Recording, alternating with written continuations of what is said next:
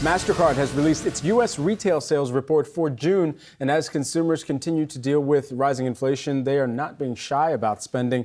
Joining us now for a roundup on retail is Michelle Meyer, who is the Mastercard Chief U.S. Economist. Michelle, what we do know is that consumers, while they might be spending more on price points, they're also having to navigate spending more on the very cyclical purchases that they need to make, especially on their cost of living, whether that be on energy or whether that be on anything housing or home related. Sure. The consumer certainly is facing an environment where prices have increased quite substantially for a variety of categories. And we're going to see even more of that when we get the CPI data out tomorrow, that there still is clear price pressure. You see it in terms of gas prices higher. You see it in terms of grocery and shelter. The good news is that the consumer is entering and has entered this inflationary environment in a pretty good state. With a labor market that's strong, they've seen healthy income growth, they have strong balance sheets, a high amount of savings. So there's been some shock absorbers that have been really, really helpful, despite the fact that, yes, of course, this has been a more challenging environment for consumers when it comes to relative price gains. Hey, Michelle, it's Julie here. We're showing some of your spending pulse data on the screen, and it's pretty incredible, right? Like, there's this sort of disconnect between the sentiment readings that we have been getting, the doom and gloom about inflation, and what people continue to spend, especially when you look at these numbers and look at some of the individual categories. So are people just sort of holding their nose and flying, certainly, it seems like, and spending on some of these other items? I guess the question is, how long are they going to be able to continue to do that? Yeah, I mean, I think, Julie, you were spot on in that observation, which is that if you look at this disconnect between surveys and the actual data, it is pretty stark, right? So yes, consumer sentiment, when you look at the University of Michigan survey, shows that consumers are are worried because they're facing these high prices. That said, they're still out there spending. The economy is still humming along, particularly in nominal dollars, right, in terms of the actual dollars that are being deployed into the economy.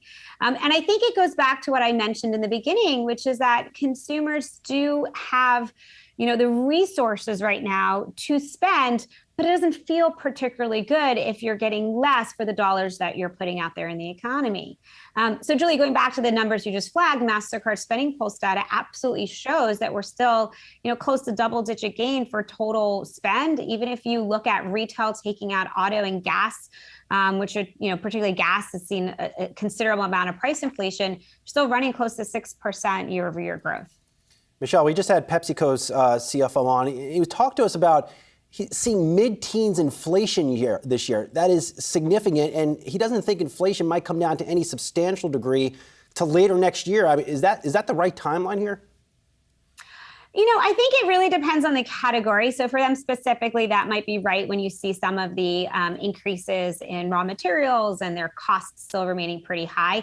That said, Brian, I do think we want to look at what's happening with commodity prices now. If you look at the recent drop in gas prices, if you look at the drop in other agricultural prices, you are seeing some relief there. You also are seeing some improvement in terms of supply chain. So we're monitoring a variety of different indicators there, whether you look at the ISM manufacturing survey, the supplier delivery index, or you look at container costs, you are seeing relief, which should also support some of that cost pressure. So I do think there's some hope in the horizon in that regard. How long can consumers sustain some of these higher prices?